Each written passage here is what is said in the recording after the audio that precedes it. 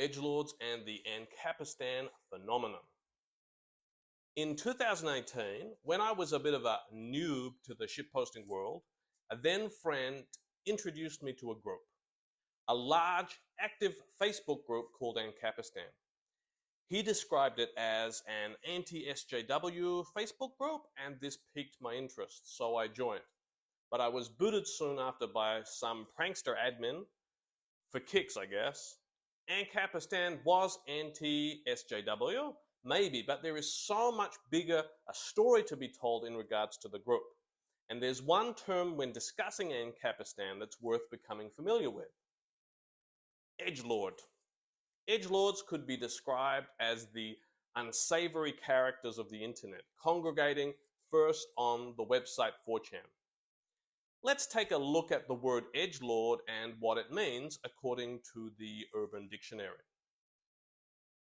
Edgelord, someone especially posting on the internet who uses shocking and nihilistic speech and opinions that they themselves may or may not actually believe to gain attention and come across as a more dangerous and unique person. Most edgelords are teenagers trying to seem overly cool and or over casually apathetic. The human race is a blight upon the world. What's wrong with all of you people? Honestly, I'm just waiting for the next plague to happen. Johnny Edge. Oh, shut the hell up, you whiny edgelord. Johnny everyone.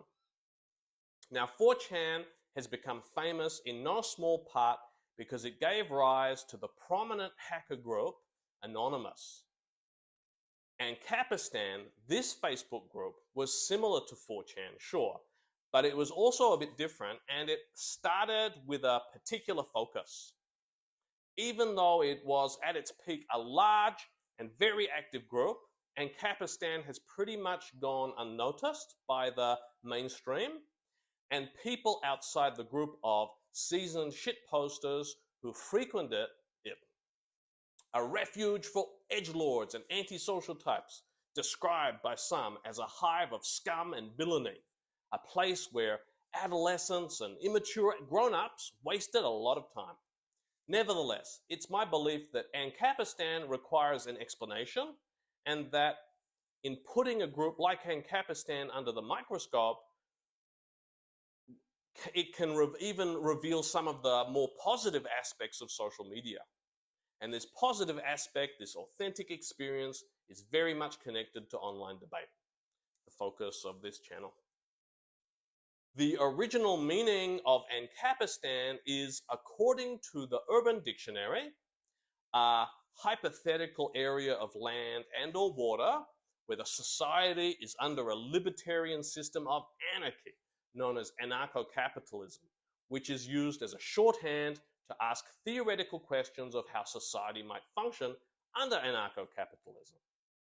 A utopia, a place that does not exist in the real world, and what Ancapistan represents, well, that could be heaven and that could be hell, depending on who you talk to.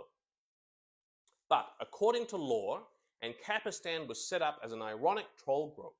The group itself, the name was bait, and the founders just a bunch of out accounts rumored to be Australians looking for kicks.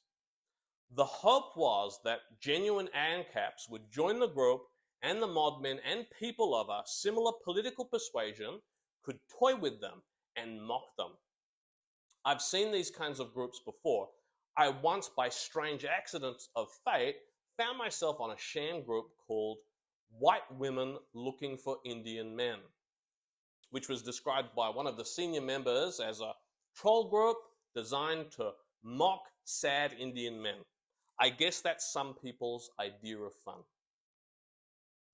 Ancapistan, in a way, lived up to its name in its native memes, as it was very much about the Ancapistan utopia. Here is an example. The meme is edgy, so trigger warning.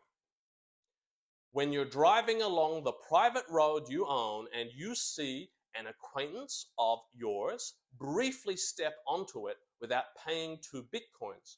So you hire the local private police forced to arrest and try him for trespassing at the private court you own, which forces him to grant you his harem of heroin-addicted sex slaves and his small army of genetically engineered child soldiers.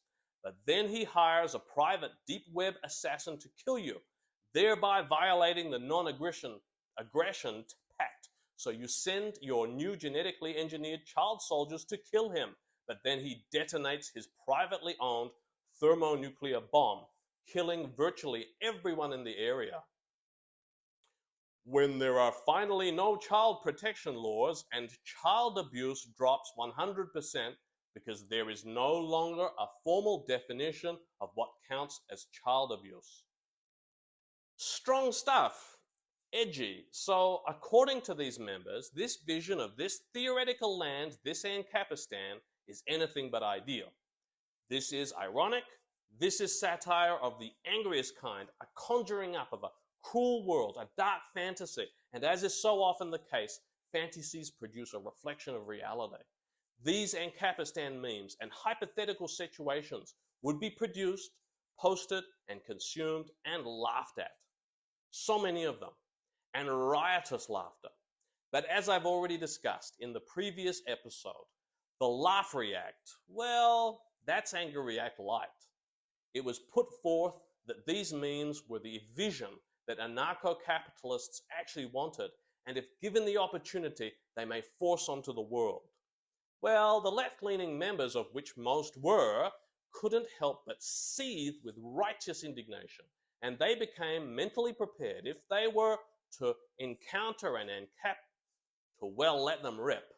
Imagine, if you will, a genuine, bona fide anarcho-capitalist. You feel marginalized by the mainstream on social media, and you're searching for a place to find fellow travelers, people who support the free market and reject centralized government as much as you do, to share observations, memes, and pal around.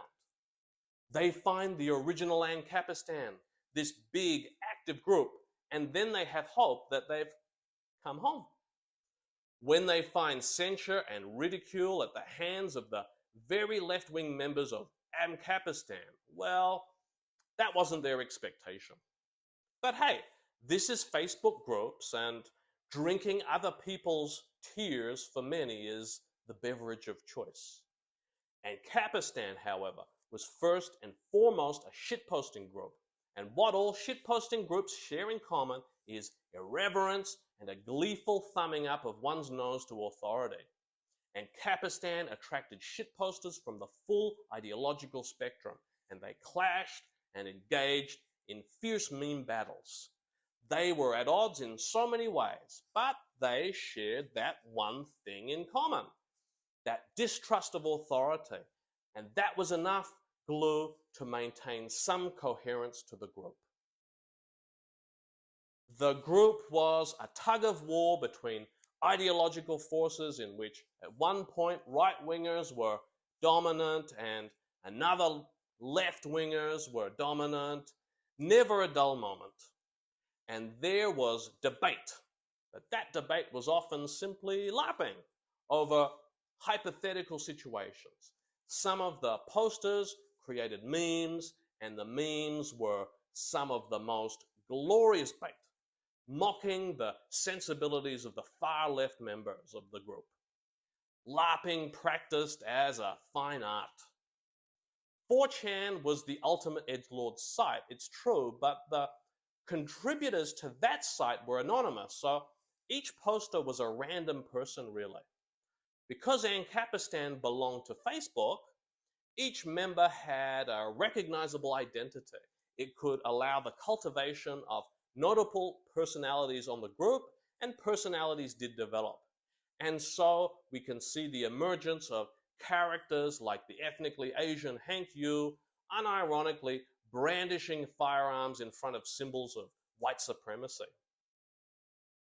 At one point, right-wing Canadian pundit Lauren Southern was admin in the group, and in another instance, the notorious personality Milo Yiannopoulos made his presence known, in apparently an attempt to promote his channel. However, one of the admin was Irish and took exception with Milo for being English and, well, banned him.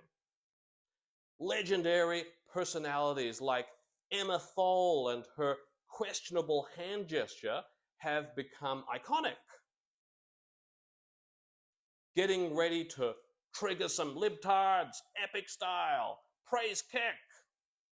What's your excuse for not having an edgy, right-wing, meme queen, Kekistani, shitposter GF like me? Feeling determined. This image particularly captured the imagination of the many socially awkward young men in the group. It was a woman they could relate to. A woman of the same persuasion, with the same fuck you kind of attitude, taking down those pretentious liberals, and definitely not the kind of person to shy away from an edgy meme. She was one of us, and she wasn't the last one. Many other women heeded the call.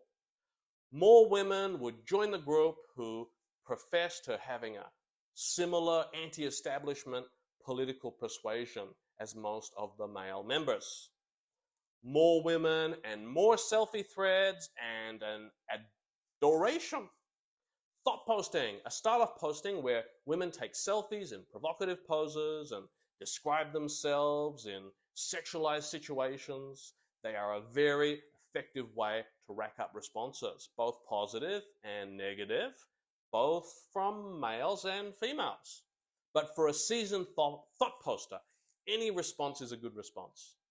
The rise of thought posting on Ancapistan certainly made the group more active, but is considered by some to have compromised the integrity of the group.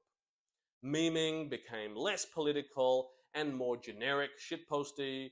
Special members were appointed to remove certain female members from the group, and this was called by some the Thotacost, in which thousands of XX chromosome people were exiled. Of course, that was just peak, and they were welcomed back in prompt time. In the end, an admin from any group, if they're doing their job properly, will be happy to see any kind of activity happening on the group they admin. Attractive female posters meant activity, and that's the kind of value most good modmen understand. But many considered this the beginning of the end, and the group slowly degenerated afterwards. The group had begun originally as a big lark on anarcho-capitalism, but where were the ANCAPs? Few and far between. And in fact, it was neoliberalism that was much more representative of the mainstream that practically all the members of Ancapistan reviled. The Western world's current dominant ideology. It was neoliberals that became the true villains in this narrative. According to the Oxford English Dictionary, neoliberalism is a political approach that favors free market capitalism, deregulation, and reduction in government spending. The fall of the Soviet Union and its ideas of a planned economy was a huge publicity coup for the neoliberals. And neoliberals and their perspective on market forces could be very much described as a democratic one, with a free economy, with people voting with their wallets. In fact, many people, without even committing to any particular ideology, might well be described as neoliberal. Neoliberalism being the default ideology of the Western world. How many of the common people are willing to argue with the value of freedom and what freedom is? Who can't be inspired by the concept of freedom? Well, speaking honestly, we modern Westerners actually have a pretty complicated relationship with freedom. And the members of Ancapistan too. But there was an authentic kind of freedom amongst the fringe dwellers of Ancapistan. The mainstream world is a world of rules and social niceties that we must follow, and if we don't follow them, we get slapped. And if you're on a Facebook group, most Facebook groups, and your opinions deviate too much ideologically from those of the modmin or top dogs or top admin in the group, and what you say, you're going to feel that pinch, you're going to get muted, get banned, who knows, get a taste of normie rage. But in Ancapistan, in this group full of seasoned shitposters, you could show your edgy memes and you could express your extreme opinions, real or LARPing. And you could wrangle with the other posters in online debate. Ancapistan's sensibilities were like that. The people had stamina. Ancapistan was a double irony. To the unknowing, it was an anarcho-capitalist idol. But in fact, the people, if they spent any kind of real time on the actual group, would grow to hate ANCAPs, ideas, and its more mainstream cousin, neoliberalism, more than ever. Ancapistan was a pointed rebuke at free market economics, but ironically, it represented a kind of freedom in a time before the rise of Zuckerbot censorship. Not freedom of economics, but freedom of speech was what it was all about, and that freedom was a freedom of self-expression, and it could be indulged to an often savage extreme. And isn't freedom of expression and freedom of speech a cornerstone of modern Western thought and Western identity? Shouldn't Ancapistan take its rightful place as an honored son of Western ideas? I hope you've enjoyed this presentation on Ancapistan. I hope to see you again in the future.